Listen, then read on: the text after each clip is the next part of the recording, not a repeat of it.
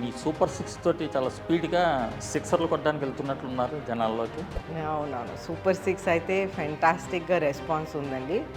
అంటే ఇప్పటికే ఉచితాల ద్వారా ప్రజలకి సంక్షేమ పథకాల రూపంలో అందించడంలోనూ అధికార వైసీపీ తప్పు చేస్తుందని టీడీపీ విమర్శిస్తుంది.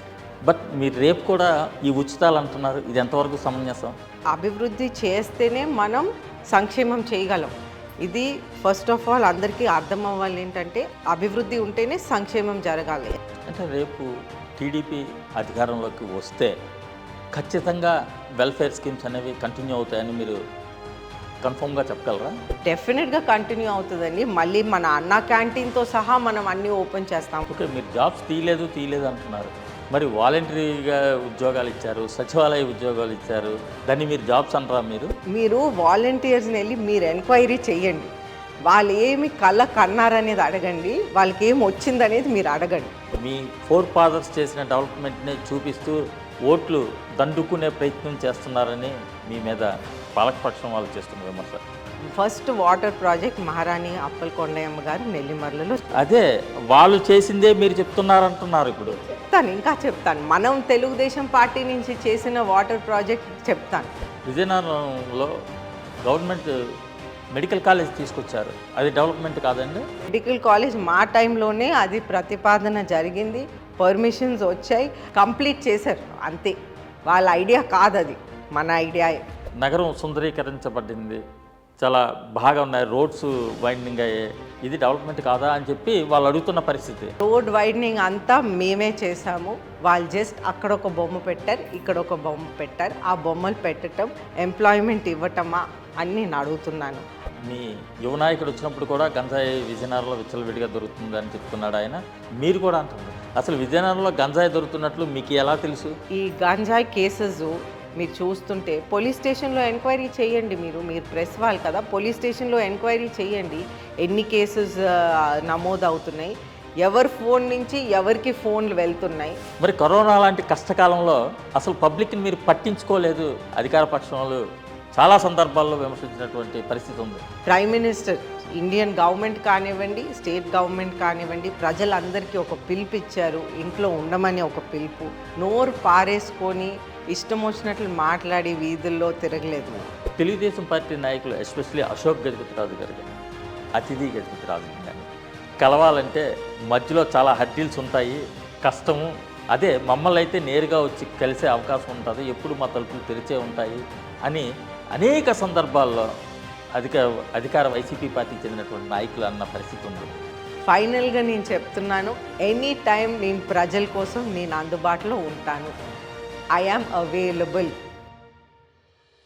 మైత్రి మీడియా వారం నిర్వహించే ప్రత్యేక కార్యక్రమానికి స్వాగతం.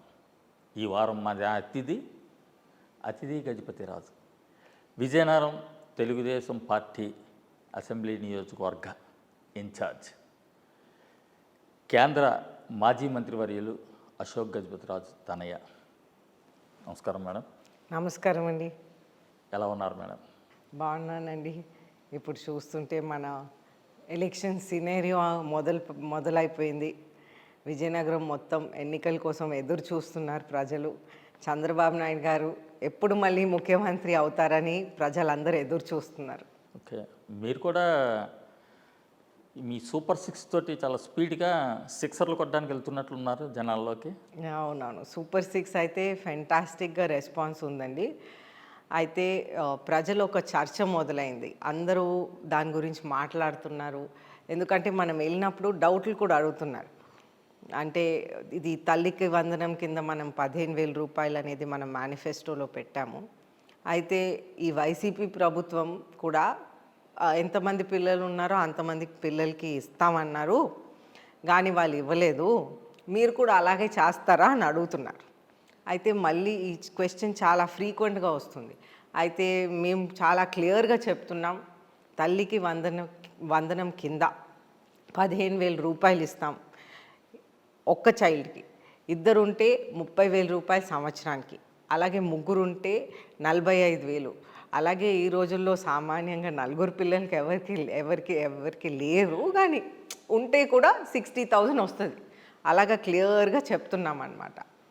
మీ పార్టీ మీద ప్రధానంగా ఈ కంటెస్టింగ్ క్యాండిడేట్లు ఆశావాహులు అనుకున్న వాళ్ళ మీద ఒక అపవాదం ఉందండి. మీ మినీ మేనిఫెస్టోలో సూపర్ సిక్స్ని అసలు ప్రజల దగ్గరికి తీసుకెళ్ళలేకపోతున్నారు అనేది ఒక అపవాదం. ప్రజలు కూడా దాన్ని విశ్వసించటం లేదు, నమ్మటం లేదనేది ఇంకొక వాదన. దీన్ని మీరేమంటారు? అంటే ప్రజలు కొంతవరకు నమ్మట్లేదంటే వాళ్ళు అడుగుతున్నారు, ఇది నిజంగా చేస్తారా అని అడుగుతున్నారు. అయితే ఒక చర్చ జరుగుతుంది. డెఫినెట్గా ప్రజలందరికీ మన మేనిఫెస్టో తెలుసు. ఎందుకంటే అది తెలియకపోతే ఈ క్వశ్చన్ ఎలాగొస్తుంది? ఈ క్వశ్చన్ వస్తుంది కాబట్టి వాళ్ళకి తెలుసు కాబట్టి క్వశ్చన్స్ వస్తున్నాయి. ఇంకొక క్వశ్చన్ ఏంటంటే 3 సిలిండర్లు నిజంగా ఇస్తారా అని. అయితే first of all Chandrababu Naidu గారి మహిళలకి ఊపిరితిత్తులకి ఇబ్బందులు వస్తున్నాయి కాబట్టి ఈ సిలిండర్లు అనేది పేద ప్రజలకి గ్యాస్ సిలిండర్ అనేది ఒకటి అలవాటు చేశారు. ఈ అలవాటు చేశారు. కాకపోతే ఈరోజు ఈ పరిణామంలో ఎలాగైతే పెరిగిన ధరలు ఇవన్నీ ఆలోచించి మన మేనిఫెస్టోలో 3 సిలిండర్లు పెట్టడం జరిగింది. అంటే ఇప్పటికే ఉచితాల ద్వారా ప్రజలకి సంక్షేమ పథకాల రూపంలో అందించడంలోనూ అధికార వైసీపీ తప్పు చేస్తుందని టీడీపీ విమర్శిస్తుంది. బట్ మీరు రేపు కూడా ఈ ఉచితాలు అంటున్నారు, ఇది ఎంతవరకు సమంజసం?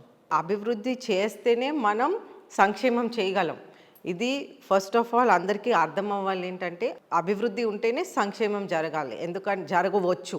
ఎందుకంటే ఆదాయం ప్రభుత్వంకి ఎక్కడి నుంచి వస్తుంది? అభివృద్ధి చేస్తేనే ప్రభుత్వంకి ఆదాయం వస్తుంది. ఈ ఆదాయం వచ్చినప్పటికే మనం పూర్తి స్థాయిలో సంక్షేమం చేయగలం. సంక్షేమం అంటే మన ప్రభుత్వం చేసింది నిజమైన సంక్షేమం, వాళ్ళ ప్రభుత్వం చేసింది షో వర్క్ అనే సంక్షేమం. ఎందుకంటే వాళ్ళ ప్రభుత్వం ఏం చేసిందంటే చేశాము ఇన్ని పెన్షన్లు ఇచ్చేసామని వాళ్ళ ప్రభుత్వం అంది. కానీ ఇప్పుడు మనం తిరుగుతున్నప్పుడు క్లియర్గా ప్రజలు బయటకు వచ్చి చెప్తున్నారు, మనకి ముసలి వాళ్ళు, వృద్ధులు కూడా వాళ్ళ పెన్షన్లు కూడా కట్ చేశారు. అలాగే ఆఖరికి వికలాంగుల్ని కూడా వదలకుండా వికలాంగులకు కూడా పెన్షన్లు కట్ చేశారు. అయితే ఇప్పుడు చూస్తుంటే వాళ్ళ ప్రభుత్వం వచ్చిన వెంటనే మన మున్సిపల్ ఆఫీస్ దగ్గర కూడా ఒక యాజిటేషన్ చేయటం జరిగింది. ముసలి వాళ్ళు, వికలాంగులు అందరూ వచ్చి ఆ యాజిటేషన్లో వాళ్ళు పాల్గొన్నారు, మనం సపోర్ట్ ఇచ్చామన్నమాట. అయితే వాళ్ళు కూడా అంటున్నారు వీళ్ళు పెన్షన్లు కట్ చేశారని అప్పుడు అన్నారు. అయితే అప్పుడు ఈ ప్రజాప్రతినిధులు వైసీపీ వాళ్ళు ఏమన్నారంటే ఒక కమిషన్ పెడదాం అన్నారు. ఓకే సరే కమిషన్ పెడదాం అన్నారు, కానీ ఆ కమిషన్ పెట్టారని అన్నారు, కానీ ఆ కమిషన్ గురించి ఆ తర్వాత ఏ విధంగా మాట్లాడలేదు. ఆ కమిషన్లో ఏమి ఎంక్వైరీ అయింది, ఏమి తేలిందనేది అసలు ఊసే లేదు దాని గురించి. కానీ వికలాంగులు కూడా పెన్షన్లు కట్ చేసిన ఘనత ఓన్లీ వైసీపీ పార్టీకి దక్కుతుందండి, ఇంకెవ్వరు ఆ పని చేయరు. అంటే రేపు టీడీపీ అధికారంలోకి వస్తే ఖచ్చితంగా వెల్ఫేర్ స్కీమ్స్ అనేవి కంటిన్యూ అవుతాయని మీరు కన్ఫర్మ్గా చెప్పగలరా? డెఫినెట్గా కంటిన్యూ అవుతుందండి. మళ్ళీ మన అన్నా క్యాంటీన్తో సహా మనం అన్నీ ఓపెన్ చేస్తాం. అంటే అన్నా క్యాంటీన్ విజయనగరంలో అయితే ప్రత్యేకంగా అన్నా క్యాంటీను చాలామంది వినియోగించేవారు. ఎందుకంటే ఫస్ట్ ఆఫ్ ఆల్ మనం టౌన్ అంతా మధ్యన ఉంటుంది, చుట్టూ అంతా మండలం ఉంటుంది. అక్కడి నుంచి భవన నిర్మాణ కార్మికులు కానివ్వండి, పెయింటర్లు కానివ్వండి, ఇటువంటి వాళ్ళందరూ టౌన్కి వస్తారు. అయితే అన్నా క్యాంటీన్లో భోంచేసేవారు. అదే కాకుండా మనకి స్టూడెంట్ పాపులేషన్ చాలా ఎక్కువ మంది ఉన్నారు విజయనగరంలో. అయితే వాళ్ళు కూడా అక్కడ భోంచేసేవారు చాలామంది. ఈ అన్నా క్యాంటీన్లు అయితే డెఫినెట్గా ఓపెన్ చేస్తారు. అదేవిధంగా మన ప్రభుత్వంలో చంద్రబాబు నాయుడు గారు చేసిన సంక్షేమం చాలా మటుకు అన్నీ ఓపెన్ చేస్తాం. అంటే చంద్రన్న పెళ్లి కానుక అనేది ఒకటి తీసేశారు వాళ్ళు, అది కూడా మనం చేస్తాం. అదేవిధంగా చంద్రన్న బీమా ఇచ్చేవారు. ఎంతోమంది మనం తిరుగుతూ ఉన్నాం. ఇప్పుడు తిరుగుతుంటే వాళ్ళు బయటకు వచ్చి చెప్తున్నారు ప్రజలు. నాకు కొంతమంది వచ్చి చెప్పారనమాట, ఇలాగా మా హస్బెండ్ పోతే నాకు చంద్రన్న బీమా 5 lakhs వచ్చిందని కొంతమంది చెప్పారు, కొంతమంది 2 lakhs వచ్చిందని చెప్పారు, కొంతమంది 3 lakhs వచ్చిందని చెప్పారు. ఈ చంద్రన్న బీమా అనేది వచ్చింది, మాకు ఎంతో హెల్ప్ అయింది. ఇప్పుడు అది కూడా వీళ్ళు తీసేశారు. అంటే ఇద్దరు చనిపోయిన వాళ్ళకైనా లేకపోతే యాక్సిడెంట్ అయిన వాళ్ళకైనా ఈ విధంగా ఈ బీమా ఇవ్వటం జరిగింది ఆ టైంలో. కానీ అటువంటివి కూడా వీళ్ళు తీసేశారు. ప్రజలందరూ ఎదురు చూస్తున్నారు ఎప్పుడా మళ్ళీ చంద్రబాబు నాయుడు గారు వచ్చేస్తారని. అది ఒక విధం. ఇంకొకటి ఏంటంటే డెవలప్మెంట్ పరంగా చూస్తే జాబ్స్ ఏ విధంగా మన రాష్ట్రంలో జాబ్స్ సరిగా లేవు. మనం ఎంప్లాయ్మెంట్ ఎక్స్చేంజ్ అంటే అది ఒక ఒఫిషియల్ డేటా తీస్తేనే 6,12,000 నిరుద్యోగ యువత మన రాష్ట్రంలో ఉన్నారు. వాళ్ళు ఏమైనా చేశారండి జాబ్స్ గురించి వచ్చాక? ఒక్క పని కూడా వాళ్ళు చేయలేదు. ఇక్కడ చూస్తుంటే చంద్రబాబు నాయుడు గారు తెచ్చిన పరిశ్రమలు కూడా రిటర్న్ పంపించేశారు. అదాని డేటా కేబుల్ సెంటర్ కానివ్వండి, అంటే అది డేటా కేబుల్స్ అంటే సముద్రం కింద నుంచి కేబుల్స్ వెళ్తాయి, అటువంటి పరిశ్రమ కూడా వాళ్ళు పంపించేశారు. ఫ్రాంక్లిన్ టెంపుల్టన్ గ్రూప్ పంపించేశారు, లూలు సెంటర్ పంపించేశారు. అలాగే లోకేష్ గారు ఐటీ హబ్ పెట్టారు, వైజాగ్ విజయనగరం మధ్యనే ఉంటుంది ఇక్కడ. ఆ ఐటీ హబ్లో కూడా కొంతమంది ఐటీ కంపెనీస్ వాళ్ళు ఓన్గా స్టార్ట్ చేసిన వాళ్ళు కూడా నాకు 2 వీక్స్ బ్యాక్ వచ్చి చెప్పారు, మేము పూర్తిగా హైదరాబాద్ షిఫ్ట్ అయిపోయాం, ఎందుకంటే ఇక్కడ మేము చేయలేము ఇంకా అని చెప్పేశారు. సో ఇటువంటి సిచ్యువేషన్లో మన యువత ఎలాగ మన రాష్ట్రం ముందుకు వెళ్తుంది అనేది ఒకటి అర్థమవని పరిస్థితి. ఈ సిచ్యువేషన్లో ఓన్లీ చంద్రబాబు నాయుడు గారు మన రాష్ట్రంని రక్షించగలరు. ఎందుకంటే వారికి అనుభవం ఉంది. ఆల్రెడీ వారు హైదరాబాద్ ఈ విధంగా బిల్డ్ చేశారు. విజన్ 2020, ఆ రోజుల్లో నేను స్కూల్లో ఉన్నాను. విజన్ 2020 అనేది పెట్టి హైదరాబాద్ ఏ విధంగా అభివృద్ధి చేశారంటే ఆ విధంగా చేశారు. ఇప్పుడు మన రాష్ట్రానికి విజన్ 2047 అనేది పెట్టారు. ఓకే, మీరు జాబ్స్ తీయలేదు అంటున్నారు. మరి వాలంటరీగా ఉద్యోగాలు ఇచ్చారు, సచివాలయ ఉద్యోగాలు ఇచ్చారు, దాన్ని మీరు జాబ్స్ అంటారా మీరు? అది ఏ విధంగా జాబ్స్ అండి? అంటే జాబ్స్ అంటే గవర్నమెంట్ ఉద్యోగాలు లేకపోతే ప్రైవేట్ ఉద్యోగాలు. ఇప్పుడు గవర్నమెంట్ బేసిక్లీ మన రాష్ట్రంలో 6,12,000 నిరుద్యోగ యువత ఉన్నారు. ఓకే, ఈ ఒక చైల్డ్ నేను ఇది చదువుకుంటానని ఒక కల కంటారు, నేను ఇది అవుతాను అని. ఇప్పుడు నేను డాక్టర్ అవుతానో, నేను టీచర్ అవుతానో, లేకపోతే నేను సాఫ్ట్వేర్ ఇంజనీర్ అవుతానో, లేకపోతే కొంతమంది స్పోర్ట్స్ గురించి ఆలోచిస్తారు. అంటే స్పోర్ట్స్ అంటే నేను వెయిట్ లిఫ్టింగ్ చేస్తాను, లేకపోతే ఏదో విధంగా స్పోర్ట్స్ విధంగా. అయితే విజీ స్టేడియంలో మన ప్రభుత్వం ఉన్నప్పుడు స్పోర్ట్స్ స్కూల్ పెట్టాం, అది కూడా వాళ్ళు మూసేశారు. ఏ విధంగా డెవలప్మెంట్ అండి? ఒక స్పోర్ట్స్ స్కూల్ విజయనగరంకి తీసుకొచ్చినప్పటికీ అది మూసేస్తే అది ఏ విధంగా డెవలప్మెంట్ అని అంటారు? అంటే ఎంప్లాయ్మెంట్ విషయానికి వస్తేప్పుడు వాలంటీర్లు ఎంప్లాయీస్ కాదా, సచివాలయ ఉద్యోగులు ఎంప్లాయీస్ కాదా అని వైసీపీ ప్రభుత్వం అడుగుతున్నారు. మీరు వాలంటీర్స్ని వెళ్ళి మీరు ఎంక్వైరీ చేయండి, వాళ్ళు ఏమి కన్నారనేది అడగండి, వాళ్ళకి ఏమి వచ్చిందనేది మీరు అడగండి. మీరు ఒక ప్రెస్గా మీరు ఆ ఎంక్వైరీ మీరు చేసుకొని కనుక్కోండి. వాళ్ళందరూ చెప్తున్నారు మాకు, కానీ మీరు చేసి కనుక్కోండి. ఓకే మేడం, మీరు ఈ మధ్యన వరుసగా కార్యక్రమాలకు వెళ్తున్నారు. వీటితో పాటు వార్డులు, డివిజన్లలోనూ, గ్రామాల్లోనూ పర్యటిస్తూ చంద్రబాబు నాయుడిని ముఖ్యమంత్రి చేయండి, నన్ను కూడా ఆశీర్వదించండి అని చెప్పి మిమ్మల్ని అడుగుతున్నారు. ఒకవేళ విజయనగరం నియోజకవర్గ ప్రజలు మిమ్మల్ని చట్టసభకు పంపిస్తే విజయనగరం అభివృద్ధి మీద మీకంటూ ఏమైనా ఒక విజన్ ఉందా, ఒక కార్యాచరణ ఉందా, మీ దగ్గర ఒక యాక్షన్ ప్లాన్ సిద్ధంగా ఉందా? కోర్స్ అండి, డెఫినెట్గా నాకు చంద్రబాబు నాయుడు గారు ఆశీర్వాదం ఇచ్చి, అలాగే విజయనగరం ప్రజలు కూడా నాకు ఆశీర్వాదం ఇస్తే నేను డెఫినెట్గా విజయనగరంని అభివృద్ధి పదంలో తీసుకువెళ్తాను. ఎలాగైతే నా తండ్రి అయినటువంటి పూసపాటి అశోక్ గజపతిరాజు గారు మొట్టమొదటి అసెంబ్లీలో 1978లో అడుగుపెట్టి అప్పటి నుంచి విజయనగరంని అభివృద్ధి పదంలో తీసుకువెళ్తున్నారు, అలాగే నేను కూడా అభివృద్ధి పదంలోనే తీసుకువెళ్తాను. ఆల్రెడీ మనకి తెలుగుదేశం పార్టీ నుంచి ఒక మేనిఫెస్టో ఉంది, అలాగే విజన్ 2047 ఉంది. ఇప్పుడు ఆల్రెడీ నదుల అనుసంధానం భాగంగా మొత్తం రాష్ట్రానికి 2047కి ఒక విజన్ ఒక ప్రణాళిక చంద్రబాబు నాయుడు గారు ఆల్రెడీ వేశారు. అయితే విజయనగరంలో ఇది ఆల్రెడీ ఇంప్లిమెంట్ చేయటం జరిగింది. నాన్నగారు 2017లో నదుల అనుసంధానం భాగంగా తోటపల్లి నుంచి ఒక కాలువ ద్వారా గడిగడ్డ రిజర్వాయర్కి, అలాగే అది చంపావతి వరకు నదుల అనుసంధానం చేయటం జరిగింది. ఇది మొదలుపెట్టారు. కానీ ఈ వైసీపీ ప్రభుత్వం వచ్చాక అది కూడా వాళ్ళు ముందుకు తీసుకువెళ్ళలేకపోయారు అనేది మనం ముఖ్యంగా గమనించాలి.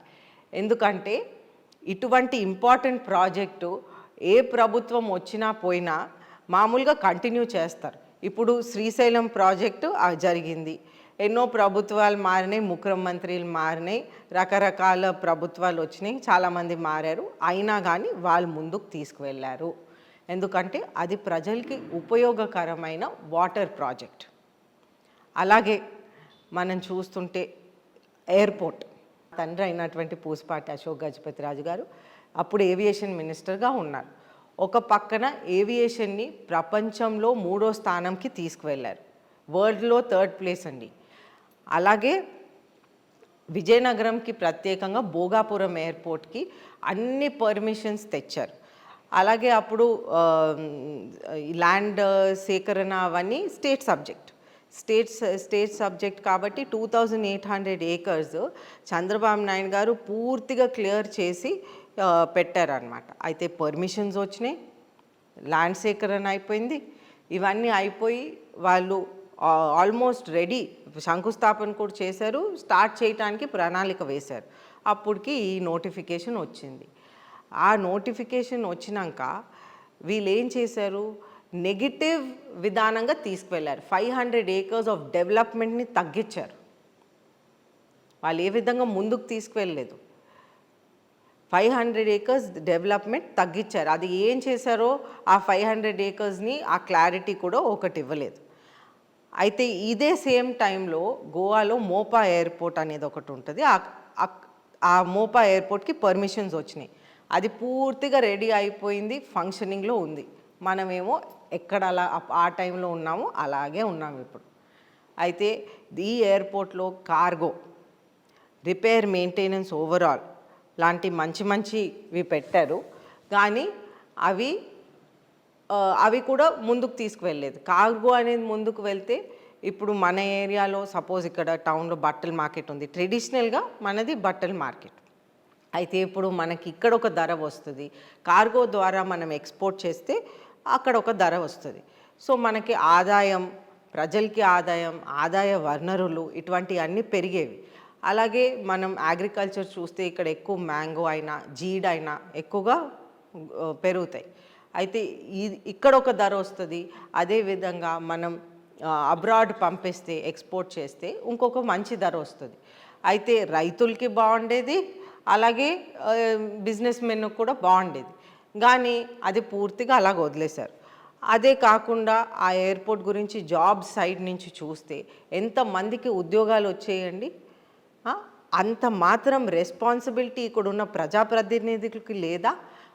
మనం అడగాల్సిన అవసరం లేదా? ఇది మనం ప్రాంత ప్రజల కోసం ఉపయోగపడేది మనం ముందుకు తీసుకువెళ్ళాల్సిన అవసరం లేదా? అట్లీస్ట్ అడగని కూడా అడగలేదు. ఇది మనం చెయ్యాలి, మనం అలాగ వదిలేయకూడదు అని అట్లీస్ట్ ఒక రెస్పాన్సిబిలిటీ తీసుకొని అడగాల, అది కూడా చేయలేదు. అసలు విజయనగరం నియోజకవర్గానికి మీరు ప్రాతినిధ్యం వహించాలనుకుంటున్నారు, ఆ మేరకు ఇప్పుడు ప్రయత్నాలు చేస్తున్నారు. బట్ విజయనగరం నియోజకవర్గంలో ఉన్న ప్రాబ్లమ్స్ ఏమైనా మీరు రికగ్నైజ్ చేయగలిగారా? అసలు మీ దృష్టిలో ఏమైనా ఉన్నాయా? కోర్స్ అండి, ఎన్నో ప్రాబ్లమ్స్ ఉన్నాయి. అంటే ఇప్పుడు వరకు ఒక జనాభా ఉండేది, పెరిగిన జనాభాకి అనుగుణంగా మనం వెళ్తూ ఉండాలి. అయితే ఇప్పుడు చూస్తుంటే జమ్మూ లాంటి ప్రాంతంలో అది రీసెంట్గా మున్సిపాలిటీలోకి వచ్చింది. అయితే అది కొద్దిగా చివరన జమ్మూ, నారాయణపురం యాక్చువల్గా కలిసి విలేజెస్ ఉండేవి. అది ఫర్ ఎగ్జాంపుల్ టౌన్లోకి వచ్చింది. అయితే ఇప్పుడు అక్కడ ఒక వాటర్ ట్యాంక్ నాన్నగారు కట్టించారు. అది పెరిగిన జనాభాకి ఈరోజు సరిపోదు. మనం ఇంకా ఆ కెపాసిటీ పెంచటమో, కొత్త వాటర్ ట్యాంక్ చేయటమో అటువంటి మనం చెయ్యాలి. అయితే ప్రతి వార్డ్లో, ప్రతి విలేజ్లో ఇటువంటి ప్రాబ్లమ్స్ ఉన్నాయి. అదొకటే కాకుండా ఈరోజు వైసీపీ ప్రభుత్వం వచ్చినప్పటి నుంచి ఈ రోజుకి ఆల్మోస్ట్ 5 years అయిపోతుంది. ఈ 5 yearsలో వాళ్ళు ఏమాత్రం రిపేర్లు కూడా చేయలేదు. లోకేష్ గారు పంచాయత్ రాజ్ మినిస్టర్గా ఉన్నప్పుడు ప్రతి విలేజ్లో సీసీ రోడ్స్ చేయించాం. అయితే ఆ తర్వాత మళ్ళీ కొత్తవి చేయలేదు, ఉన్నవి రిపేర్ చేయలేదు. సిచ్యువేషన్ అలాగుంది. సో ఇవన్నీ మనం చెయ్యాలి, ఇవన్నీ మనం చేయాల్సిన అవసరం ఉంది. అలాగే చూస్తుంటే మనం తిరుగుతున్నప్పుడు వాటర్ కనెక్షన్స్ కొన్ని ఏరియాస్లో ట్యాప్స్ ఇవన్నీ లేవు. అయితే ఈ ట్యాప్స్ ఎవరికైనా కావాలంటే ఎమ్మెల్యే గారి దగ్గరికి వెళ్ళమంటారు. అయితే ఇదంతా కొద్దిగా కాంప్లికేటెడ్ ప్రొసీజర్ చేసేసారు వాళ్ళు. ఏదైతే లోకల్ బాడీస్కి ఇంపార్టెన్స్ ఇవ్వాలి, లోకల్ బాడీస్కి వాళ్ళ రైట్స్ వాళ్ళకు వదిలేస్తే వాళ్ళు నీట్గా పని చేసుకుంటా వెళ్తారు. వాళ్ళ రైట్స్ వాళ్ళకు ఉంటే వాళ్ళు పని చేసుకుంటూ ఉంటారు. కానీ అన్నిటికీ ఎమ్మెల్యే గారు అంటారు. ఇంకొక ప్రాబ్లం ఒకటి చాలా పెద్ద ఎత్తున సృష్టించారు ఏంటంటే, ఈ మ్యూటేషన్ సర్టిఫికెట్ దగ్గరికి వస్తే ఏ రెవెన్యూ వ్యవస్థ అయితే అది చాలా పెద్ద మెస్లో చేసేసారండి, పూర్తిగా కుప్పకూలింది. అయితే మ్యూటేషన్ సర్టిఫికెట్ కానివ్వండి, 1B రికార్డ్ కానివ్వండి, చాలా మటుకు తారుమారు చేశారు ఈ 1B రికార్డ్. అయితే రెగ్యులర్గా ప్రజలు అది ఎంఆర్ఓ ఆఫీస్కో ఎక్కడికో వెళ్తుంటే అది కరెక్షన్ చేయటానికి రెవెన్యూ డిపార్ట్మెంట్కి, అది అక్కడ కరెక్షన్ కాకుండా మళ్ళీ ఎమ్మెల్యే గారి దగ్గరికి వెళ్ళాలని అంటారు. ఇటువంటి అన్ని అడ్మినిస్ట్రేషన్ అంతా స్ట్రీమ్లైన్ చేయాల్సిన అవసరం ఉంది. ఎందుకంటే ప్రతి దానికి ఎమ్మెల్యే గారి దగ్గరికి వెళ్ళాల్సిన అవసరం ఏం లేదు. 1B రికార్డులో ప్రాబ్లం క్రియేట్ చేసి మళ్ళీ ఎమ్మెల్యే గారి దగ్గరికి వెళ్ళాలని ఒక క్రియేషన్ అన్నమాట ఇది. అది నీట్గా ఉంది, మెస్ చేశారు. ఇటువంటి ప్రాబ్లమ్స్ అన్నీ ఉన్నాయి. అయితే ఈ ప్రజల్ని భయప్రాంతం చేయటానికి విశ్వ ప్రయత్నాలు జరుగుతున్నాయి. అయితే ఓకే, క్యాడర్ అయిపోయారు, ఇప్పుడు ప్రజలు అయిపోయారు, ఆఖరికి ప్రెస్ వాళ్ళ మీద కూడా పడిపోయారు. అయితే ఏ మాత్రం ఎవరికైనా ఈ రాష్ట్రంలో స్వేచ్ఛ ఉందా? లేదు. ఇంకొకటి, మహిళల మీద రక్షణ, ఏ విధంగా మహిళల మీద రక్షణ ఉందనేది నేను అడుగుతా ఉన్నాను. మన రాష్ట్రంలో ప్రతి చోట్ల చూస్తుంటే మన రాష్ట్రంలో అత్యాచారాలు, అగాత్యాలు ఎంతో పెరిగిపోయినాయి. ఎప్పుడు మన రాష్ట్రం ఈ సిచ్యువేషన్లోనే లేదు కదా, ఎప్పుడు ఉందని మన రాష్ట్రం ఇలాగా. ఇప్పుడు మళ్ళీ వైసీపీ ప్రభుత్వం వస్తే మహిళలకి ఏ మాత్రం కూడా రక్షణ ఉండదు.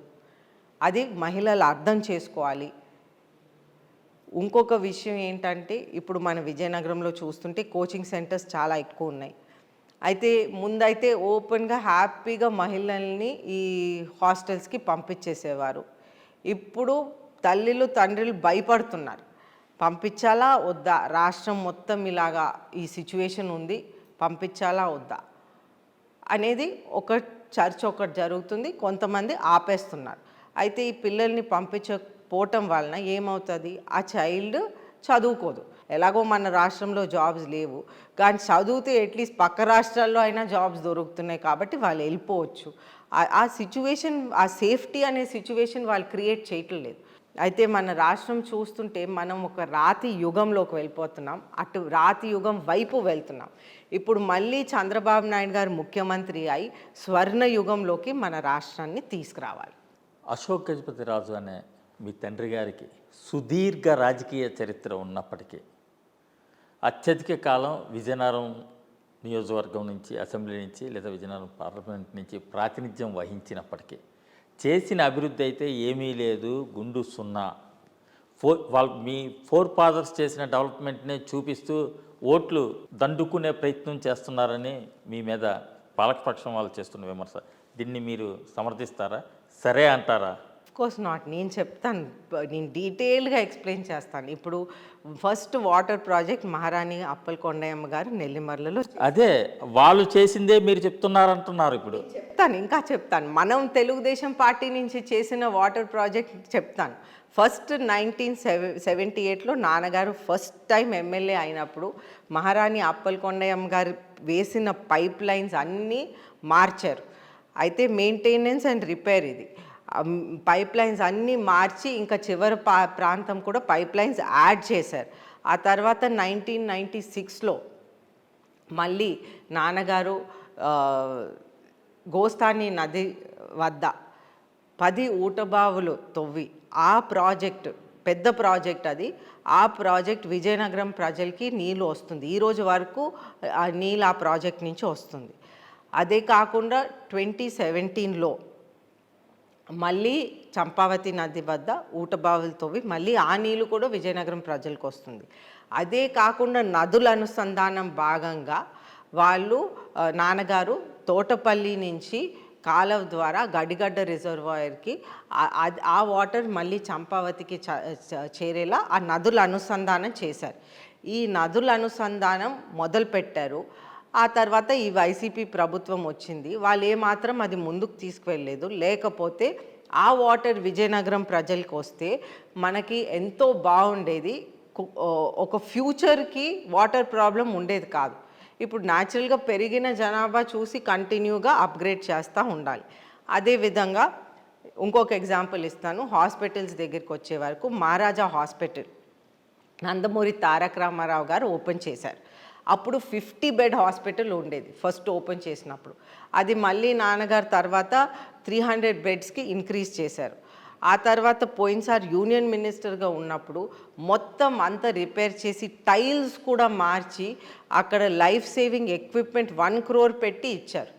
అంత డెవలప్మెంట్ చేశారు అక్కడ. అదే కాకుండా గోషా హాస్పిటల్ మహారాణి అప్పలకొండయ్యమ్మ స్టార్ట్ చేసిన గోషా హాస్పిటల్కి కూడా లాస్ట్ టైం యూనియన్ మినిస్టర్గా ఉన్నప్పుడు ఎక్స్ట్రా రూమ్స్ యాడ్ చేసి, ఎక్స్ట్రా పడకలు యాడ్ చేసి, వేడి నీళ్ళు సోలార్ సదుపాయం చేసి, అలాగే మెకనైజ్ లాండ్రీ చేసి, ఇవన్నీ చేసి అది పూర్తిగా డెవలప్మెంట్ చేశారనమాట.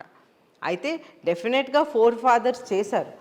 వాళ్ళు చేసింది మరింత డెవలప్ చేసి నాన్నగారు ముందుకు తీసుకువెళ్ళారు. కొత్త ప్రాజెక్ట్స్ చేశారు, మెయింటెనెన్స్ చేశారు, రిపేర్లు కూడా చేశారు. మరి నగరాన్ని ఎక్కడ అభివృద్ధి చేశారండి? ఎక్కడ సుందరీకరణ చేశారండి? నగరానికి 12 డబుల్ రోడ్స్ ప్రతిపాదించాం మనం. 12 డబుల్ రోడ్స్ సెంట్రల్ లైటింగ్తో పాటు అంటే ఎల్ఈడి లైట్స్ పెట్టారు దానికి. ఈ 12 రోడ్స్లో 8 రోడ్లు మన ప్రభుత్వంలోనే కంప్లీట్ చేసాం. స్టార్ట్ అయింది, కంప్లీట్ అయింది. అలాగే మిగిలిన 4 రోడ్లు కూడా ఈ 5 సంవత్సరాల్లో వాళ్ళు పూర్తి చేయలేకపోయారు. ఆలోచన ఎలాగో వాళ్ళకు ఉండదు. ఇంకొక మనిషి ఆలోచన చేసి, అంటే నాన్నగారు ఆలోచన చేసి వాళ్ళకు ఒక ప్లాటర్ మీద ఇచ్చారు, అది కూడా వాళ్ళు చేయలేకపోయారు. విజయనగరంలో గవర్నమెంట్ మెడికల్ కాలేజ్ తీసుకొచ్చారు, అది డెవలప్మెంట్ కాదండి? మెడికల్ కాలేజ్ మా టైంలోనే అది ప్రతిపాదన జరిగింది, పర్మిషన్స్ వచ్చాయి, కంప్లీట్ చేశారు, అంతే. వాళ్ళ ఐడియా కాదు, అది మన ఐడియాయే. మరి వాళ్ళు వైసీపీ అధికార పక్షం చూస్తే టీడీపీ హయాంలో ఏమీ జరగలేదు, మేమే అభివృద్ధి చేసామంటున్నారు. మీరు చెప్తే మా హయాంలో టీడీపీ హయాంలో జరిగింది, ఇప్పుడు ఏం జరిగింది అంటున్నారు. నగరం సుందరీకరించబడింది, చాలా బాగా ఉన్నాయి, రోడ్స్ వైండింగ్ అయ్యాయి, ఇది డెవలప్మెంట్ కాదా అని చెప్పి వాళ్ళు అడుగుతున్న పరిస్థితి. దానికి మీ సమాధానం? రోడ్ వైడనింగ్ అంతా మేమే చేసాము. వాళ్ళు జస్ట్ అక్కడ ఒక బొమ్మ పెట్టారు, ఇక్కడ ఒక బొమ్మ పెట్టారు. ఆ బొమ్మలు పెట్టడం ఎంప్లాయ్మెంట్ ఇవ్వటమా అని నేను అడుగుతున్నాను. అలాగే ఆ బొమ్మలు పెట్టడం వలన రోడ్స్ డ్రైనేజెస్ సెట్ అవుతుందా, ఆ బొమ్మలు పెట్టడం వలన వాటర్ ప్రాజెక్ట్ కంప్లీట్ అవుతుందా, ఇవన్నీ నేను అడుగుతూ ఉన్నాను. ఆ బొమ్మలు పెట్టి వాళ్ళు ఏం సాధించారు? ఓకే, బొమ్మలు పెట్టడం ఓకే, పర్వాలేదు. సపోజ్ వాళ్ళు మౌలిక సదుపాయాలు ఇంక్రీజ్ చేసి, అలాగే వాళ్ళు ఈ వాటర్, ఈ రివర్ లింకింగ్ ప్రాజెక్ట్ కంప్లీట్ చేస్తూ వాళ్ళు అది పెట్టారంటే ఓకే, కానీ అది చేయలేదు కదా. అది కూడా వాళ్ళ తప్పులు కప్పిపుచ్చుకోవటానికి నా ఒపీనియన్లో మహాత్మా గాంధీ గారు బొమ్మ పెట్టారు. ఎందుకంటే ఇప్పుడు చూస్తుంటే మహాత్మా గాంధీ గారు గ్రామ స్వరాజ్ అని ఒకటి చాలా ఇంపార్టెంట్ అయిన విషయం చెప్పారు. ఈ గ్రామ స్వరాజ్ అనేది లోకల్ బాడీస్ని పటిష్టం చేయటం. అంటే సర్పంచ్ వ్యవస్థ కానివ్వండి, మున్సిపల్ వ్యవస్థ కానివ్వండి, ఈ లోకల్ బాడీస్ వ్యవస్థ ఏ విధంగా పటిష్టం చేశారండి వాళ్ళు? అన్ని వాళ్ళు గుప్పెట్లో పెట్టుకున్నారు. సర్పంచ్ వ్యవస్థ అయితే పూర్తిగా కుప్పకూలింది. వాళ్ళందరూ వైసీపీ బలపరిచిన సర్పంచులు కూడా ఏడుస్తూ ఉన్నారు, మేము ఇప్పుడు ఏ మొహం పెట్టుకొని ఓట్లు అడుగుతామని వాళ్ళు అంటున్నారు. అలాగే ఇప్పుడు చూస్తుంటే మున్సిపాలిటీలో ఒక ట్యాప్ కనెక్షన్ అండి, ఒక ట్యాప్ కనెక్షన్కి వాళ్ళ దగ్గరికి వెళ్ళాలంటే, ఎమ్మెల్యే గారి దగ్గరికి వెళ్ళాలంటే అది ఎంత విచిత్రం అండి. అలాగే అయితే ఈ లోకల్ బాడీస్ని ఏమాత్రం వాళ్ళు పటిష్టం చేయలేదు, అది ఒక యాంగిల్. ఇంకొక యాంగిల్, మహాత్మా గాంధీ గారు విగ్రహం పెట్టారు, ఓకే, వెరీ గుడ్. కానీ వారు చెప్పింది ఏమైనా ఫాలో అవుతున్నారా? గ్రామ స్వరాజ్ ఫాలో అవ్వలేదు, ఒక పాయింట్. సెకండ్ థింగ్, వాళ్ళు డ్రగ్స్ గాంజాయి విడిగా విజయనగరంలో దొరుకుతున్నాయి, విడిగా. అది కాలేజ్ పిల్లలే కాకుండా స్కూల్ పిల్లలకు కూడా చేరిపోయినాయి. అయితే తల్లిలు తండ్రులు అల్లాడిపోతున్నారు విజయనగరం మొత్తం చూస్తుంటే. ఎందుకంటే ఒకవైపు ఉద్యోగాలు లేవు, ఒకవైపు ఈ డ్రగ్స్ గాంజాయి ఎక్కడ పడితే అక్కడ దొరుకుతున్నాయి. అంటే ఇప్పుడు పిల్లలు ఎవరైనా దానికి ఆ పదార్థానికి అలవాటు అవుతే మన సమాజం ఏమైపోతుంది? ఇప్పుడు గాంధీ గారి విగ్రహం పెట్టడం వలన వాళ్ళు ఏమాత్రమైనా గాంధీ గారి సిద్ధాంతాలు ఫాలో అవుతున్నారా? ఫస్ట్ ఆఫ్ ఆల్ గాంధీ గారు గ్రామ స్వరాజ్యం గురించి మాట్లాడారు, అంటే లోకల్ బాడీస్ని పటిష్టం చేయాలనేది. అయితే సర్పంచ్ వ్యవస్థ కానివ్వండి, లేకపోతే మున్సిపాలిటీ కానివ్వండి, అంటే కార్పొరేషన్, ఇప్పుడు కార్పొరేటర్స్కి పటిష్టం చేయటం. అయితే సర్పంచ్లు అయితే ఏమాత్రం పటిష్టం చేయలేదు, వాళ్ళ సర్పంచ్లకి ఏమాత్రం నిధులు రాలేదు. అయితే వాళ్ళు ఒక ప్రశ్న అడుగుతున్నారు, ఏంటంటే ఈరోజు మనం ప్రజలకి వెళ్ళి ఏ మొహం పెట్టుకొని ఓటు అడగాలని వాళ్ళు అడుగుతున్నారు, వాళ్ళ సర్పంచెసే అడుగుతున్నారు. అలాగే కాకుండా కార్పొరేషన్ దగ్గరికి వస్తే కార్పొరేషన్లో ఒక ట్యాప్ కనెక్షన్ కూడా ఆ కార్పొరేటర్కి హక్కు లేదు. ట్యాప్ కనెక్షన్ కూడా ఎమ్మెల్యే గారి దగ్గరికి వెళ్ళాలని అంటారు. అదేవిధంగా చూస్తుంటే మేయర్, మహిళ మేయర్, ఆవిడ కూడా విజయలక్ష్మి గారికి ఏమాత్రమైన హక్కు ఉందానండి? ఏమాత్రమైన హక్కు ఉందా? అయితే ఏ విధంగా గాంధీ గారి ఫిలాసఫీని వాళ్ళు ఫాలో అవుతున్నారు, అది ఒక భాగం. ఇంకొక భాగం, గాంధీ గారు మద్యమైన, డ్రగ్స్ అయినా, గాంజాయి అయినా ఏ విధంగా అయినా ప్రోత్సహించారా? ఓకే మేడం, మీరు గంజాయి కోసం మాట్లాడుతున్నారు. గతంలో మొన్న మీ యువ నాయకుడు వచ్చినప్పుడు కూడా గంజాయి విజయనగరంలో విచ్చలవిడిగా దొరుకుతుంది అని చెప్తున్నాడు ఆయన. మీరు కూడా అంటున్నారు, అసలు విజయనగరంలో గంజాయి దొరుకుతున్నట్లు మీకు ఎలా తెలుసు? ఎలా మీరు ప్రూవ్ చేస్తారు దాన్ని? ఈ గంజాయి కేసెస్ మీరు చూస్తుంటే పోలీస్ స్టేషన్లో ఎంక్వైరీ చేయండి. మీరు ప్రెస్ వాళ్ళు కదా, పోలీస్ స్టేషన్లో ఎంక్వైరీ చేయండి. ఎన్ని కేసెస్ నమోదు అవుతున్నాయి, ఎవరి ఫోన్ నుంచి ఎవరికి ఫోన్లు వెళ్తున్నాయి, ఇవన్నీ మీరు బయటకు తీస్తే మీకే తెలిసి వస్తుంది. మీరు ఈ క్వశ్చన్ నన్ను అడగ అవసరమే లేదు, ఎందుకంటే ప్రజలందరికీ తెలుసు కూడా ఏ విధంగా విచ్చలవిడిగా దొరుకుతున్నాయి అనేది. మరి కరోనా లాంటి కష్టకాలంలో అసలు పబ్లిక్ని మీరు పట్టించుకోలేదు, అధికార పక్షం వాళ్ళు చాలా సందర్భాల్లో విమర్శించినటువంటి పరిస్థితి ఉంది. దానికి మీరు ఏం సమాధానం చెప్తారు? మేము క్యాడర్లో ఎప్పుడూ అందుబాటులోనే ఉన్నాం, అలాగే విజయనగరం ప్రజలతో కూడా మేము ఎప్పుడూ అందుబాటులోనే ఉన్నాం. అయితే కరోనా కాలంలో ఈ ప్రభుత్వం, వైసీపీ ప్రభుత్వం మెడికల్ కిట్స్, మాస్క్స్ ఇవి కూడా సప్లై చేయలేకపోయారు. మేము తెప్పించి గవర్నమెంట్ హాస్పిటల్కి, డాక్టర్స్కి మెడికల్ కిట్ పైనుంచి కింద వరకు సప్లై చేసాం. అలాగే మాస్కులు కూడా మేము సప్లై చేసాం అప్పుడు. అదే కాకుండా మనం చూస్తుంటే ఈ ఎమ్మెల్యే గారు ఏ విధంగా బాలాజీ జంక్షన్లో అనుకుంటాను వారు ఎంత మంచి భాష వినియోగించి ప్రజల్ని తిట్టారో మనందరికీ తెలిసిన విషయమే. ప్రైమ్ మినిస్టర్, ఇండియన్ గవర్నమెంట్ కానివ్వండి, స్టేట్ గవర్నమెంట్ కానివ్వండి, ప్రజలందరికీ ఒక పిలుపు ఇచ్చారు, ఇంట్లో ఉండమని ఒక పిలుపు. ఎందుకంటే ఇది ఎక్కువ స్ప్రెడ్ అవుతే మనకు హాస్పిటల్స్లో కూడా ప్లేస్ సరిపోదనేది ఒక పిలుపు ఇచ్చారు. ఆ పిలుపు మేము ఫాలో అయ్యాం. నోరు పారేసుకొని ఇష్టం వచ్చినట్లు మాట్లాడి వీధుల్లో తిరగలేదు మేము. రేపు రాబోయే ఎన్నికల్లో మీ తెలుగుదేశం పార్టీ జనసేనతో పొత్తు కుదుర్చుకుంది. ఇక్కడ ఉన్న జనసేన నాయకులు, అంటే అధినాయకత్వంలో అయితే పొత్తు బాగానే ఉంది, వాళ్ళు చక్కటి ప్రకటనలు చేస్తున్నారు. ఇక్కడున్న జనసేన నాయకత్వంతో మీరు మింగిల్ అవ్వగలుగుతున్నారా? వాళ్ళతో కలిసి ప్రయాణం చేయగలుగుతున్నారా? జనసేన ఓట్లను టీడీపీకి రాబట్టుకునే పరిస్థితిలో ఇక్కడ తెలుగుదేశం పార్టీ ఉందనుకుంటున్నారా మీరు? ఇప్పుడు జనసేన, టీడీపీ కలిసి ఎన్నికలకి వెళ్తాయి అనేది చంద్రబాబు నాయుడు గారు, పవన్ కళ్యాణ్ గారు పెద్దలు ఒక డిసిషన్కి వచ్చారు. ఆ డిసిషన్కి వచ్చినప్పటికీ తెలుగుదేశం పార్టీ కార్యకర్తలు కానివ్వండి, జనసేన పార్టీ కార్యకర్తలు కానివ్వండి, లీడర్స్ కానివ్వండి, అందరూ ఆ డిసిషన్తో కట్టుబడి ఉంటారు. వాళ్ళు మెయిన్గా ఈ డిసిషన్ ఎందుకు తీసుకున్నారంటే ప్రజల కోసం, ఈ రాక్షస పాలన నుంచి ప్రజల్ని రక్షించటానికి ఈ డిసిషన్ తీసుకున్నారని నా ఒపీనియన్. అంటే ఇక్కడున్న లోకల్ లీడర్స్ తోటి మీకు ఎటువంటి సంబంధాలు ఉన్నాయి? మంచి సంబంధాలు ఉన్నాయా, లేకపోతే? మంచి సంబంధాలు ఉన్నాయండి. మన పార్టీ నుంచి మనకి డైరెక్షన్ ఏమొచ్చిందంటే, ఇక్కడ నేను ఎలాగైతే తెలుగుదేశం పార్టీ ఇన్ఛార్జో, జనసేన పార్టీ ఇన్ఛార్జ్కి శ్రీమతి పాలవలస యశస్విని గారు ఉన్నారు. అయితే మనం ఏం ప్రోగ్రామ్స్ చేస్తున్నామో వారికి ఇంటిమేషన్ ఇస్తున్నాం, అలాగే వారు ఏం ప్రోగ్రామ్స్ చేస్తున్నారో మాకు ఇంటిమేషన్స్ ఇస్తున్నారు. చాలా ప్రోగ్రామ్స్ మనం కలిసి చేస్తున్నాం. అయితే వాళ్ళు ఎప్పుడైతే లీడర్స్ రాలేకపోతే, అంటే సపోజ్ యశస్విని గారు వారు ఓన్గా రాలేకపోతే కూడా వారి క్యాడర్ని పంపిస్తూ ఉన్నారు. ఆల్మోస్ట్ అన్ని వార్డ్స్లో వాళ్ళ క్యాడర్ కూడా మనతో పాటు జాయిన్గా వస్తున్నారు. అయితే ఇటీవల కాలంలోనూ ఈ ఎన్నికలు సమీపిస్తున్న వేళ మీ పార్టీలోకి మీ ఆధ్వర్యంలో చేరికలు జరిగాయి.